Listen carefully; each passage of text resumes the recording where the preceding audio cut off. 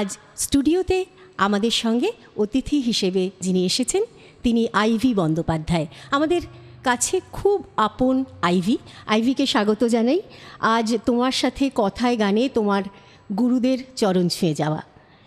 একেবারে শুরুতে তোমার তো মায়ের কাছে গান শেখা, তাই না? হ্যাঁ। একটু বলো, শুরুর দিকে গান শেখার গল্পটা একটু বলো। শুরু 3-3.5 বছর বয়স ছিল তখন আমার। আচ্ছা।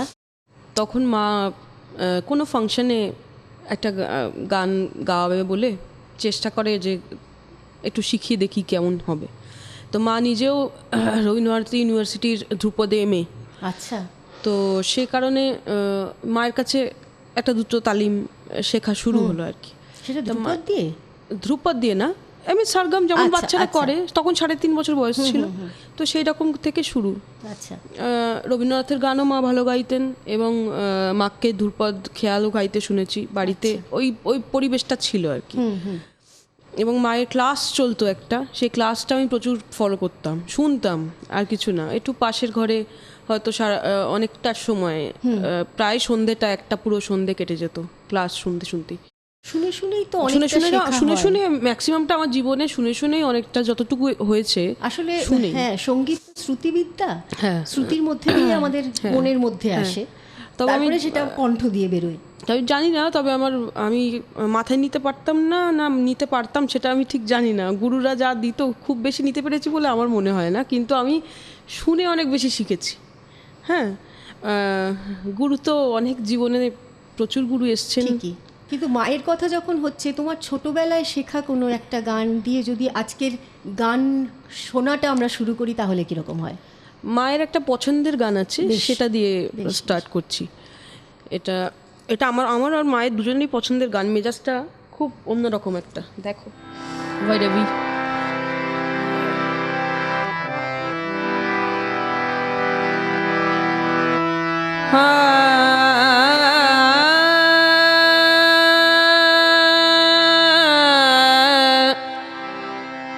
सैया निकस गए मैं ना लड़ी थी रामा, सैया निकस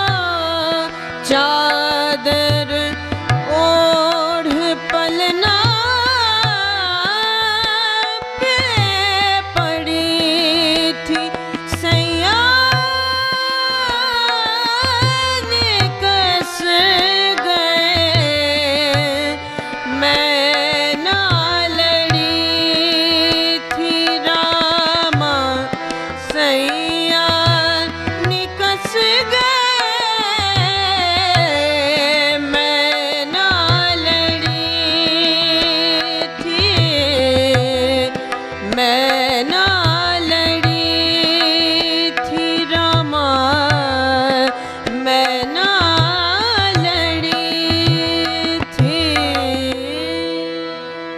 क्या बात।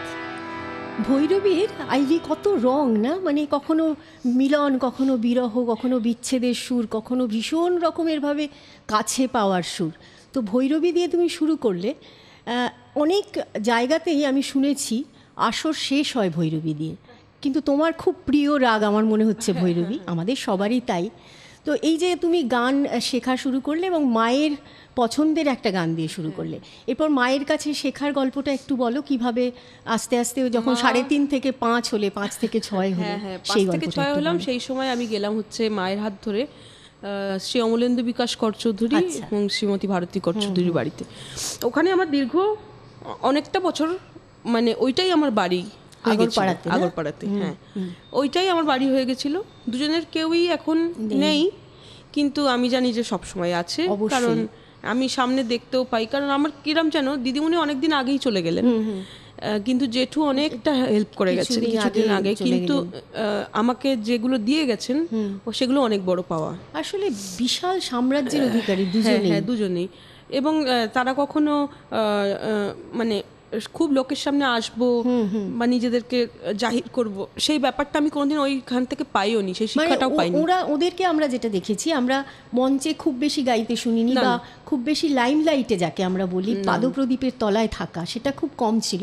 কিন্তু পেছনে থেকে এগিয়ে দেওয়া শিষ্য শিষ্যাদের, এবং নিজেরাও এত সমৃদ্ধ লোকজন, সচরাচর আমি দেখিনি কি করে মানুষ ভুলে যায় বা কাগজের কোনো এক কোনায় ওনাদের ছবি রেখে বলে যে এনার পরলোক গমন হলো। মানে আমি এটা বুঝতে পারি না, যে মানুষের যে প্রাপ্য সেটা তাকে কিন্তু দেওয়া হয়নি, মানে সেটা আমার মতামত অনুযায়ী। কারণ ওনার দ্বারা অনেক বড় বড় আর্টিস্টরা, নাম করেছেন। সেই সময় শিল্পীরা কে নয় সেই সময়কার। অমলেন্দুবাবু যেমন আমরা সবাই জানি, ওর নিজের লেখা বই আছে, নিজের লেখা কবিতা শুধু নয়, গান আছে এবং রচনা, এত অসাধারণ মানুষ ছিলেন। তো ওদের কাছে যে তুমি শিখতে গেলে, সেটা কোন বয়সে? সেটা ওই 5-6 বছর। 6 বছর, একেবারে শাস্ত্রীয় সঙ্গীতের তালিম। তো সেই সময় শেখাটা কীরকম ছিল? সে সময় পাল্টা, ছোট ছোট খেয়াল, তারপর সেখান থেকে ঠুমরির দিকে এগিয়ে দেওয়াটা অনেক বেশি ছিল। খুব তাড়াতাড়ি ঠুমরির মধ্যে আমি ঢুকে পড়েছিলাম।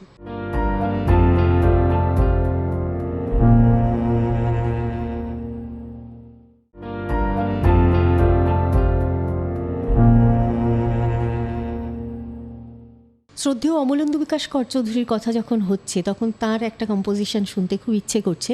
কিন্তু তোমার সাথে যিনি আজকে তবলায় সহযোগিতা করছেন, তাকেও একবার স্বাগত জানিয়ে নিই ফর্মালি। নবারুণ দত্ত এসেছেন, নমস্কার। সেই গানটা আমরা একটু শুনি। মানে অনেক গান তো তোমার সেই সময় শেখা, কিন্তু ওদের কাছে শেখা কোনো একটি গান।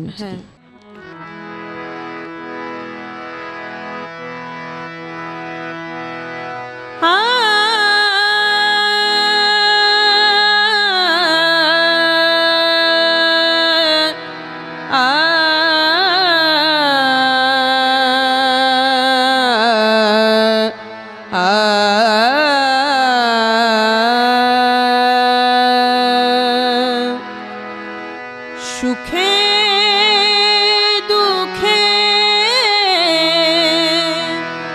তোমায় যেন ডাকি,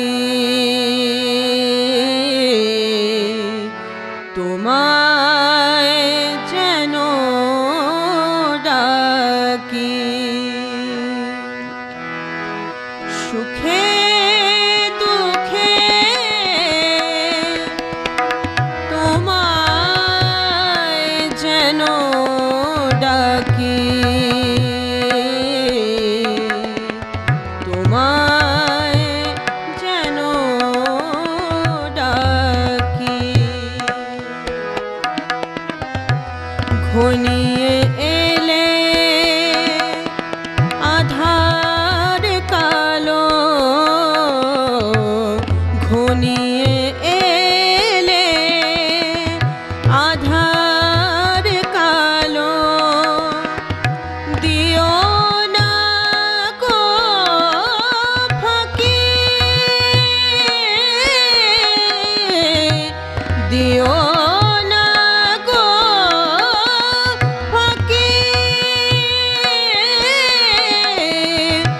সুখে দুঃখে তোমায় যেন ডাকি,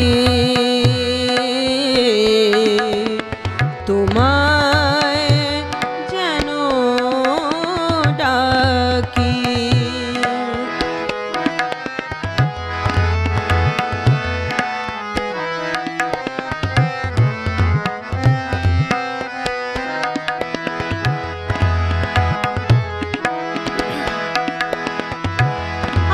আমার হৃদয়ে মন্দির মাঝে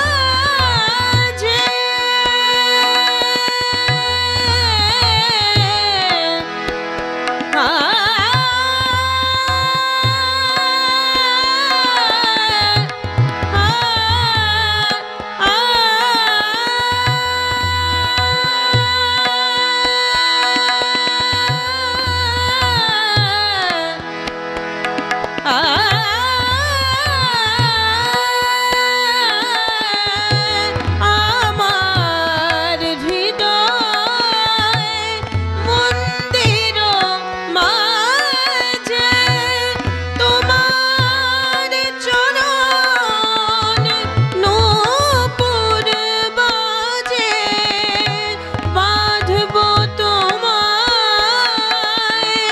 ভালোবাসায়, বাঁধব তোমায় ভালোবাসায়, বেঁধে মিলন রাখি, সুখে দুঃখে তোমায় যেন ডাকি, তোমায় যেন ডাকি, তোমায় যেন ডাকি। আহা, কি অসাধারণ কথা, সেই রকম সুর, একেবারে মিলেমিশে একাত্ম হয়ে যাওয়া। আর এই গানগুলো ওই যে বলছিলাম না, ভীষণ ভীষণ মনের কথা বলে, সেই জন্যই বোধহয় এত কাছের আমাদের।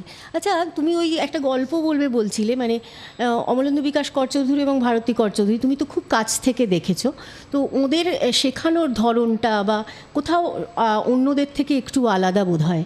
আমরা এখন যেরকম শিক্ষাটা দেখি আর কি, গুরুরা সবাই মিলে, মানে একজন গুরু বসেন অনেকে মিলে অনেকে নিয়ে, ওরকম ছিল না। আচ্ছা, একজন স্টুডেন্টকে তাকে হয়তো আলাদা করে শেখানো, 2.5 ঘন্টা 3 ঘন্টা তার পেছনেই যাচ্ছিল, কারণ 3.5 ঘন্টার মধ্যে শুধু তো গান হতো না, আমি বিভিন্ন শিক্ষা পেতাম।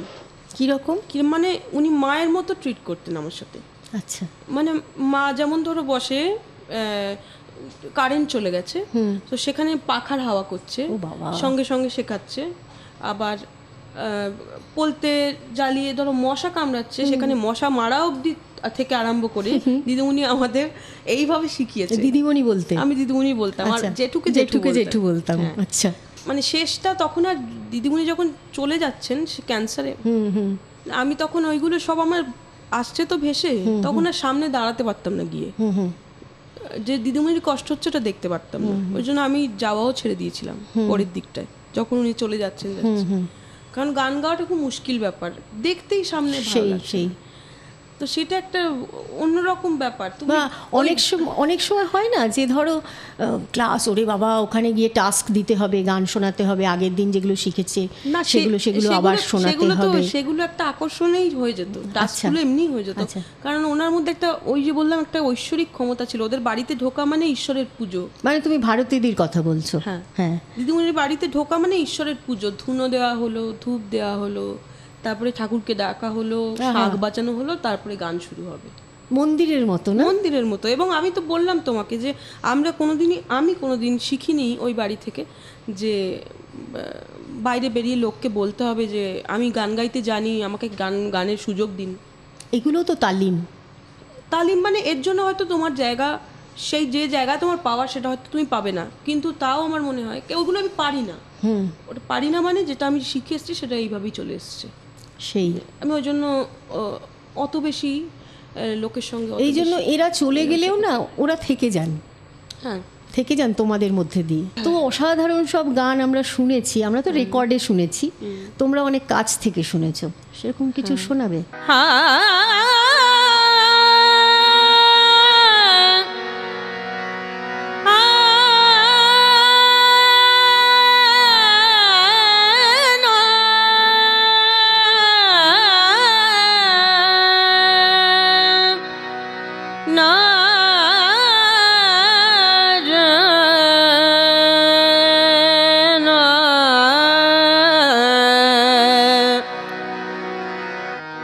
নয়নে নয়নে কেন নয়ন রাখো, নয়নে নয়নে কেন নয়ন রাখো, নয়নে নয়নে কেন নয়ন রাখো, ও নয়নে যদি নিজেরে হারাই, তাই ছিল ভালো ভুলে থাকো, তাই ছিল ভালো ভুলে থাকো, নয়নে নয়নে কেন নয়ন রাখো,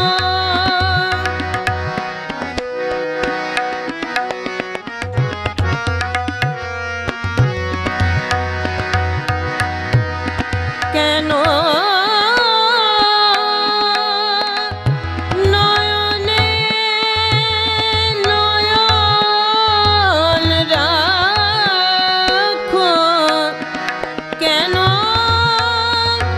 নয়নে নয়নে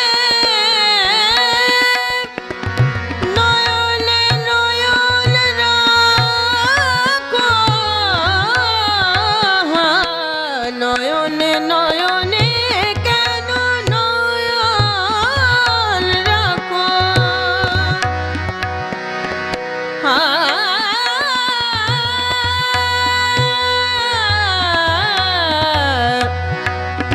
কেন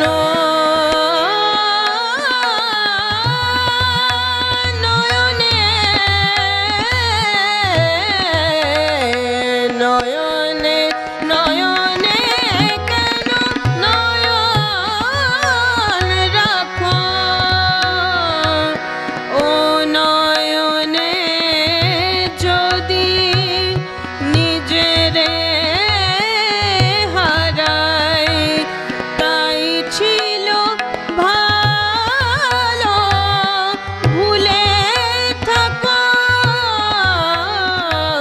নয়নে নয়নে কেন নয়ন রাখো, নয়নে নয়নে কেন নয়ন রাখো, নয়নে নয়নে কেন নয়নে নয়নে কেন নয়নে নয়নে কেন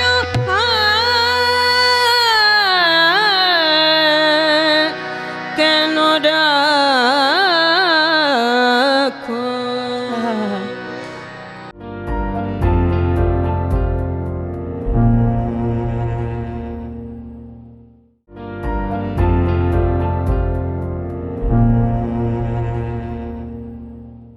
আমার খুব জানতে ইচ্ছে করে যে ধরো খাম্বাজ রাগটা কিছু স্বরসমষ্টি, তো কিছু প্রত্যেকটা রাগই কোনো না কোনো একটা ফ্রেজের মধ্যে দিয়ে তৈরি হয়, ওরা দুজনে কি একসঙ্গে শেখাতেন না, আলাদা আলাদা আলাদা। করে? আচ্ছা দিদিমণি চলে যাওয়ার পরে জেঠু ক্লাসটা আবার শুরু আচ্ছা করে। আচ্ছা আচ্ছা। তারপর নয়ন নয়নে কেন নয়ন রাখো দিদিমণির একরকম শেখানো, জেঠুর আর একরকম শেখানো। দুজনের গায়কীও তো তফাৎ আছে, না, খানিকটা? দুজনে যামিনী গাঙ্গুলিকে হ্যাঁ কাছে হ্যাঁ, সেটা student। হলেও কিন্তু একজন পুরুষ কণ্ঠে যখন একটা গান সেটা হয়, কি কিসের তফাৎ, সেটা হচ্ছে নিজের সৃষ্টি তো, সেই সৃষ্টিটা অন্যরকম, আর কাউকে দিয়ে গাওয়ানোটা সেটা অন্যরকম। একজন আর্টিস্ট যেটা ভেবে গাইবে, কিন্তু স্রষ্টা সে তো সেটা ভেবে গাইবে না, সেই হ্যাঁ, সে অনেক বেশি ফিল করে গাইবে, আচ্ছা বুঝতে পারলে? সেই জন্য জেঠুর শেখানোটা অন্যরকম ছিল। আর দিদিমণির গান যখন শেখাতো তখন একেবারে যেমন আর্টিস্ট একজন গাইছে যেরকম বসে, সেরকম গানটা গাইছে। রেকর্ডে আমরা একরকম শুনেছি, তুমি আরেক রকম গাইলে, তো ওখানে ক্লাসে বসে বসে শোনাতে এই ইম্প্রোভাইজেশন গুলো? হ্যাঁ, তোমাকে ছেড়ে দেওয়া হতো, ওরাও দুটো হারমোনিয়াম নিত, আমাদের ওখানে 3টে হারমোনিয়াম ছিল, তো ওরা নিজেরাও করতেন, তারপর ছেড়ে দিত, আবার আমরাও করতাম। কোন জায়গায় যদি ভুল হতো তখন আবার ধরতো, এরকম করে করে যাওয়া আর কি। আচ্ছা, তুমি এই দুজন মানুষের কথা বললে, মায়ের কথা দিয়ে শুরু করেছো, এরপর মানে এখন তুমি কার কাছে শেখো? এখন এর আগে বলবো যে আমি ক্লাসিক্যালটা তালিম নিয়েছি শ্রী নিহারঞ্জন বন্দ্যোপাধ্যায়ের কাছে। আচ্ছা, বিষ্ণুপুর ঘরানা? হ্যাঁ, বিষ্ণুপুর ঘরানা, এবং ওইখানেই আমার তালিম ক্লাসিক্যাল। তো ক্লাসিক্যাল পুরো? হ্যাঁ, ওখানে তো পিওর ক্লাসিক্যাল বলে। ক্লাস 5 থেকে, যদিও আমার ক্লাসিক্যালের প্রতি আবেগটা একটু কম আর কি, মানে এইগুলোর প্রতি একটু বেশি। কিন্তু কি বলতো, তুমি যে গাইছো তার মধ্যে তো প্রচ্ছন্নভাবে রাগগুলো রয়েছে, হ্যাঁ, ওই তালিমটা না হলে তো এই ইমপ্রোভাইজেশন গুলো তুমি করতে পারবে না। সে হয়তো খেয়ালে এ গ্রেড আর্টিস্ট হলেও আমার খেয়াল গাইতে একটু কেমন লাগে, আমি খেয়ালটা সাধারণত গাই না। হ্যাঁ, মানে তুমি খামখেয়ালি নও? না, যেখানে যেখানে বলে, ধরো কনসার্টে বললো, আচ্ছা, তখন খেয়াল গাইতে হয়, পূর্ণাঙ্গ খেয়াল। হ্যাঁ, পূর্ণাঙ্গ। আচ্ছা, এবার কিন্তু সব সময় যেটা গাই আর কি, যেটা আমার মধ্যে বেশি ঘোরে এই গানগুলো, এইগুলোর প্রতি অনেক বেশি। কিন্তু একটু খেয়াল শোনাবে না? শোনাবো? শোনাও না, একটু ছোট করে খেয়াল একটু শোনাও।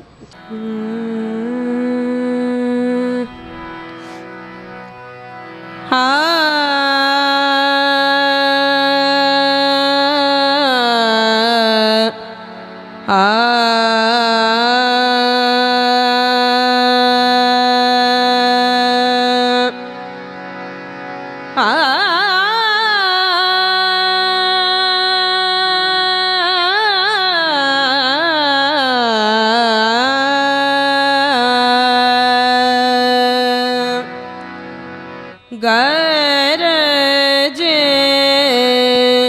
घटा घन, गरजे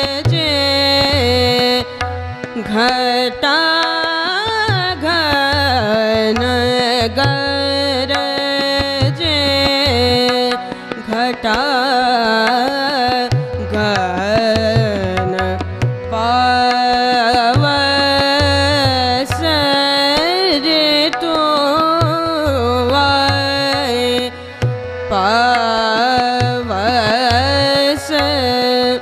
रे तो आए, दुल्हन मन भाए, गरजे घटा घन, गरजे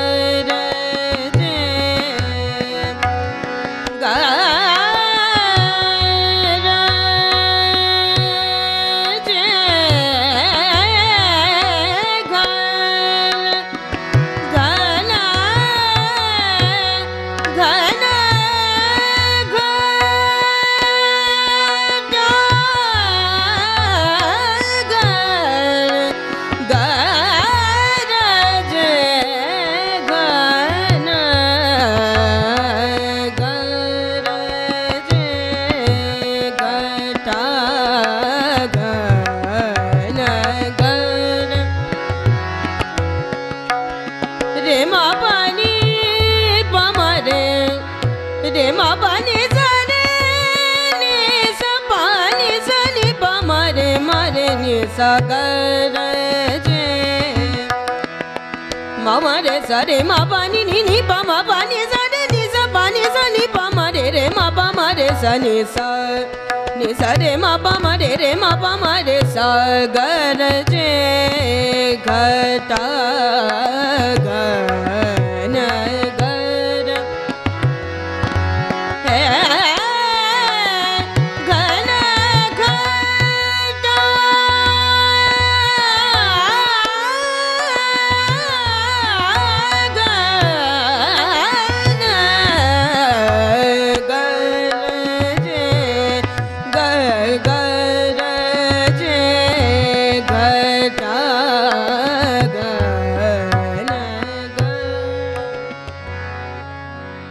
মেঘ এত একটা গুরুগম্ভীর রাগ না, মানে অনেকক্ষণ মনে হয় কি রেশটা থাকুক আমাদের মধ্যে, সেই রেশটা আরও কিছুক্ষণ থাকুক।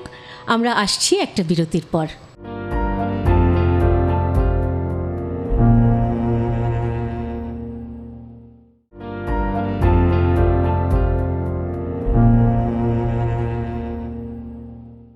এরপরে তুমি তো উস্তাদ মশকুর আলী খাঁয়ের কাছেও বোধহয় শিখেছো বেশ কিছুদিন, বা এখনো বোধহয় শিখছো। হ্যাঁ, এখনো শিখি।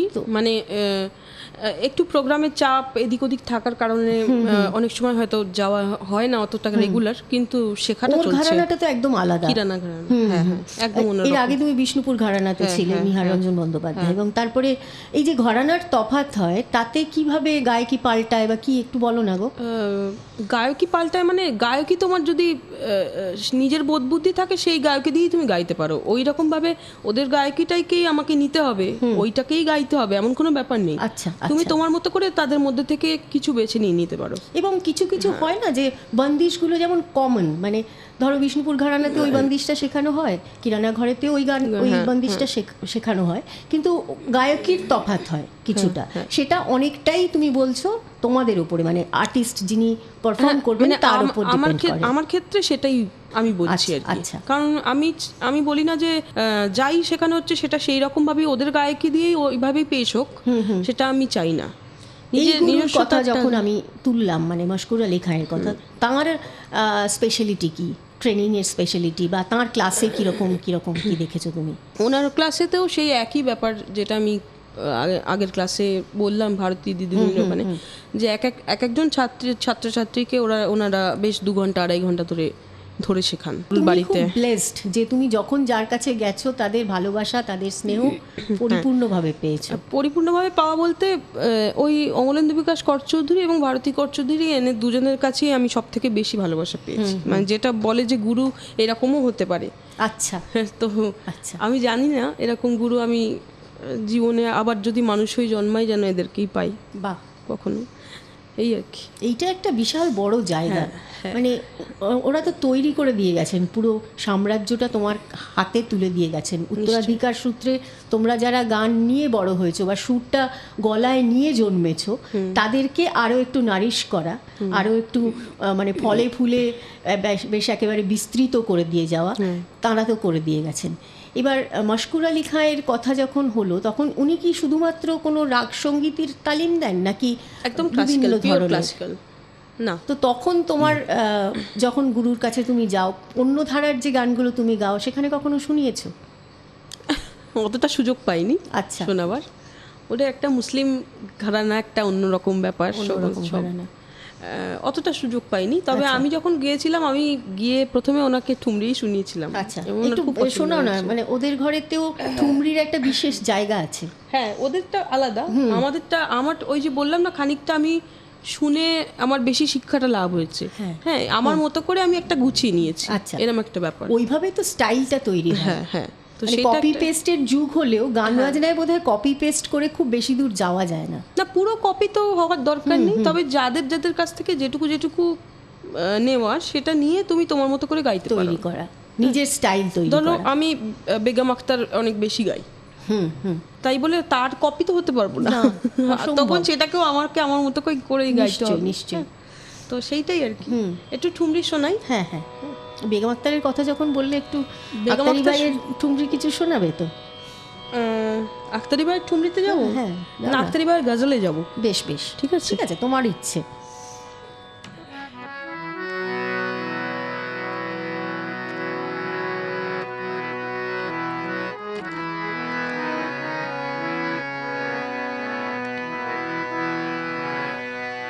सखी सावन आयो माँ सखी सावन आयो माँ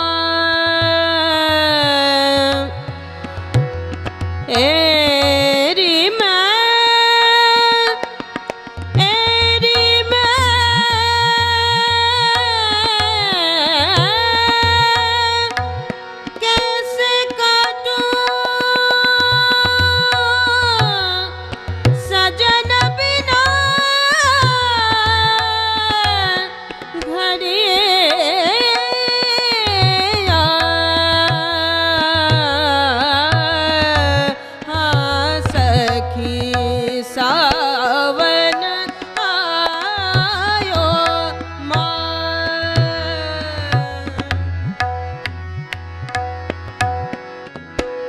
सावन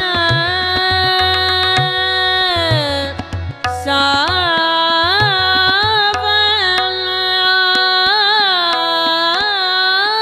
आयो हे रे सावन आयो सावन आयो मोरे सावन आयो सखी रे सावन आयो तेरे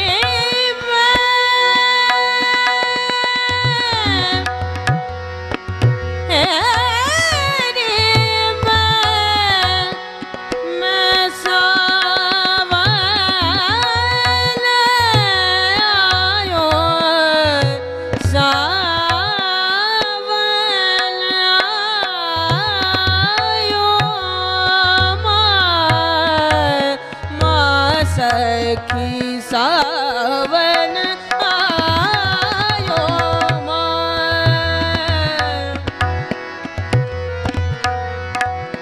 लिख लिख पतिया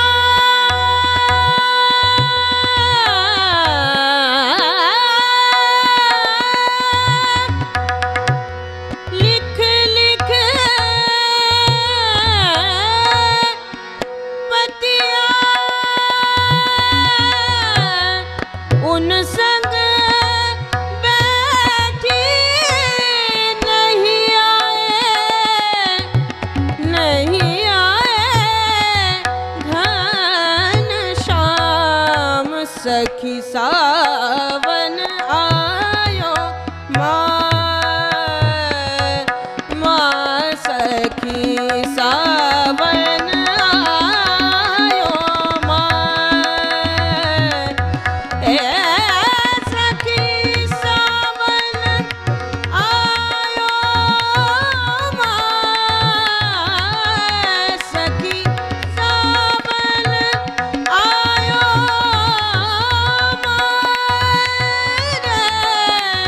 सखी रे सावन आयो माँ सखी सावन आयो सावन आयो सावन आयो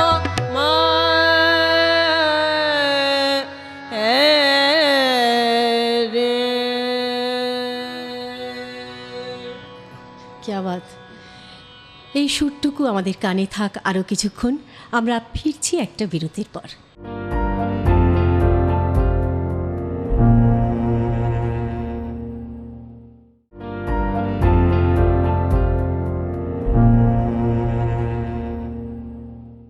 আচ্ছা আইভি, মশকুর আলী খাঁয়ের কথা হলো, নিহাররঞ্জন বন্দ্যোপাধ্যায়ের কথা হলো, অমলেন্দু বিকাশ কর চৌধুরীর কথা তো তুমি আগেই বললে। এখন মানে পরবর্তীতে তুমি বোধহয় গোবিন্দদা শিপ্রাদির বাড়িতেও গেছো না? পরবর্তীতে না, মশকুরজি ওখানে যাওয়ার আগে। কারণ কোথাও একটা শিপ্রাদির গায়কির ছাপ কিন্তু তোমার গানের মধ্যে লুকিয়ে আছে, সেই জন্যই আমি জিজ্ঞেস করলাম। তো না, একেবারে যে চেষ্টা করি ওনার মতো গাওয়ার তা নয়, তো ওনার কিছু গান আমার খুব পছন্দ এবং আমার শেখা খুব একটা হয়ে ওঠেনি, আর্থিক সামর্থ্য সেই সময় ছিল না, কিন্তু আমার শোনা অনেকটা বেশি ওদের বাড়িতে হয়েছে। তা পরবর্তীকালে গোবিন্দ জেঠু অনেক শুনিয়েছেন গান, যে গানগুলো আমার সেরকম জানা ছিল না, সেটাও সেই ওখান থেকে জানা হয়েছে খানিকটা। ওদের ওই ঠুমরি গায়কিও আমার খুব পছন্দ ছিল। অসাধারণ অসাধারণ। তো শিপ্রাদির গাওয়া কোনো একটি গান, যেগুলো অনেকগুলো ভীষণ পছন্দের গান আমাদের, কিন্তু তার মধ্যে কোনো একটি গান যদি একটু আমাকে শোনাও। হ্যাঁ, একটু ছোট্ট করে শোনাই। এটা আমার পছন্দের গান।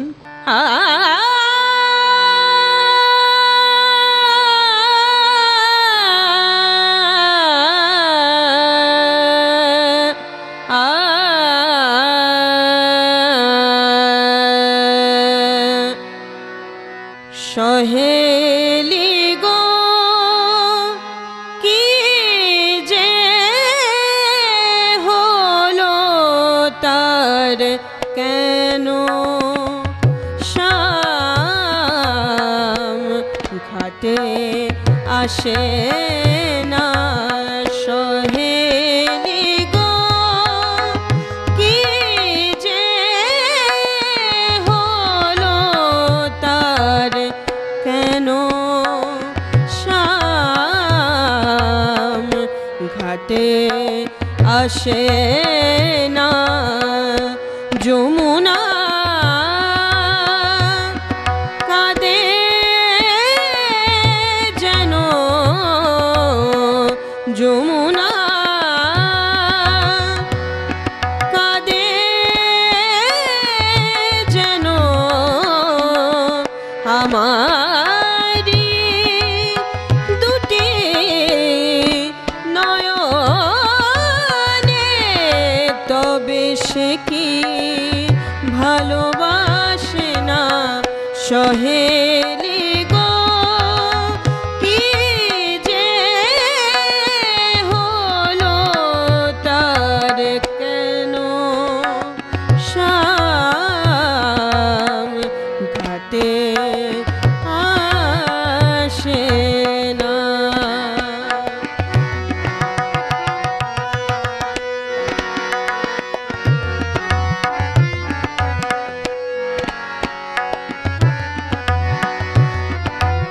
তার বাঁশি শুনি না তো আর তোমালো বন ছায়া তলে তার বাঁশি শুনি না তো আর তোমালো বন ছায়া তলে কোয়েলিয়ার যে কুহুগান কোয়েলিয়ার যে কুহুগান ব্যথা হয়ে যে বুকে জলে যমুনা কাঁদে যেন আমারি দুটি নয়নে তবে সে কি ভালোবাসে না সহেলি গো কি যে হলো তার কেন শ্যাম ঘাটে আসে না যখন যখন তোমার গান শুনি আমার খুব কৌতূহল হয় যে তোমার বোধহয় অপ্রাপ্তি বা বিচ্ছেদের সুর বোধহয় তোমাকে বেশি টানে নাকি, মানে তোমার গায়কির মধ্যে না কোথাও একটা দুঃখ আছে, কিন্তু দুঃখ থেকে উত্তীর্ণ হওয়ারও একটা প্রসেস আছে আমার মনে হয় ব্যক্তিগতভাবে। তো তোমার বোধহয় এই ধরনের গান বেশি পছন্দ। হ্যাঁ, যেগুলো আমার আত্মাকে না ছোঁয়ে সেই গান আমি গাইতে পারবো না। ঠিকই, এটা এটা এটা খুব স্পষ্ট কথা এবং মনের কথা সবার। আইভি, অনেকক্ষণ আগে একবার বেগম আক্তারের কথা তুমি বলেছো, কিন্তু আমি তখন বলেছিলাম যে একটা বেশ যদি বেগম আক্তারের কিছু শোনাও। তো আমাদের সময় প্রায় শেষের দিকে, তো তোমার এই গান শুনতে শুনতে আমরা আজকের মতো যদি চলে যাই, নিশ্চয়ই শ্রোতাদের মনে, দর্শকদের মনে এই গানের গুঞ্জরণ চলতে থাকবে। আপনারা সবাই খুব ভালো থাকবেন। আইভিকে অসংখ্য ধন্যবাদ এখানে আসার জন্য। আইভির গানে গানে আজ আমরা আসর শেষ করব। कुछ तो दुनिया की इनायत ने दिल तोड़ दिया, कुछ तो दुनिया की इनायत ने दिल तोड़ दिया, और कुछ तलखी